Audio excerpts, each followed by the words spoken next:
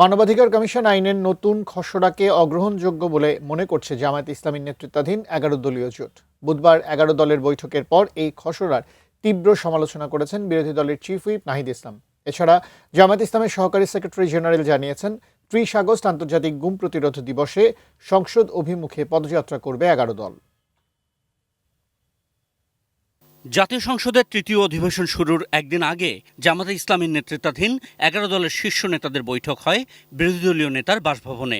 বুধবার বিকালে ২৯ মিন্টু রোডে এই বৈঠকের এজেন্ডায় ছিল সংসদ অধিবেশনের প্রস্তুতি, ১১ দলের আসন্ন লং মার্চ কর্মসূচি এবং গুম প্রতিরোধ দিবস পালন। আপনারা অলরেডি দেখেছেন যে একজন গুমের ঘটনা কিন্তু সামনে এসেছে, মিরাজ শেখ নামে। প্রচুর খুনের ঘটনাও এসেছে, অপহরণের ঘটনা এসেছে। ফলে গুমের সংস্কৃতি বাংলাদেশ থেকে বন্ধ হয়ে গেছে, এটা আমরা একেবারেই বলতে পারি না।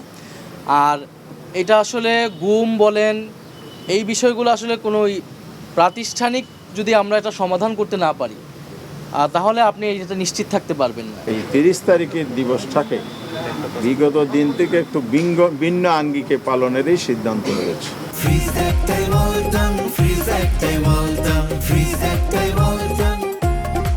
এই গুম পরিবারগুলোর পক্ষ থেকে আমাদের ১১ দলের সমর্থনে আমরা বিকাল ৩টায় আমাদের পরিবারদের একটা সংসদ অভিমুখী পদযাত্রা করা হবে, এই সিদ্ধান্ত শাহবাগ থেকে।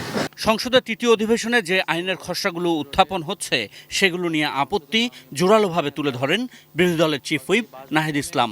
যে আইনটি করা হচ্ছে বা খসড়া আনা হচ্ছে, এটা খুবই পরিকল্পিতভাবে দেশে আগের থেকেও, তার মানে বোঝা যাচ্ছে যে মানবাধিকার হরণ হতে পারে, হবে, এবং সরকার কোনো রাষ্ট্রীয় বাহিনীকে দিয়ে এটা করাবে এবং কোনো ধরনের জবাবদিহিতা যাতে নিশ্চিত করা না হয়, এই কারণে তারা এরকম একটা আইন আসলে করতে যাচ্ছে। ফ্যাসিবাদী আমলের থেকেও একটা খারাপ আইন তারা আনার চেষ্টা করছে। নাহিদ ইসলাম বলেন, নতুন মানবাধিকার কমিশনের আইনের খসড়ায় ভুক্তভোগীকে অভিযোগ নিয়ে যেতে হবে যে সকল সরকারি বাহিনীর কাছে তাদের বিরুদ্ধে ওঠে বেশিরভাগ মানবাধিকার লঙ্ঘনের অভিযোগ।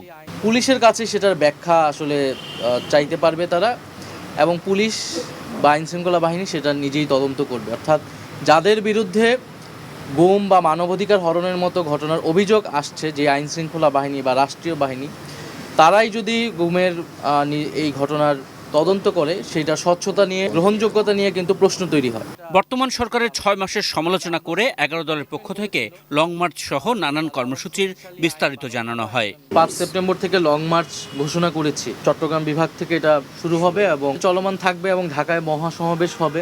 আশিকুর রহমান অপু, এটি নিউজ, ঢাকা।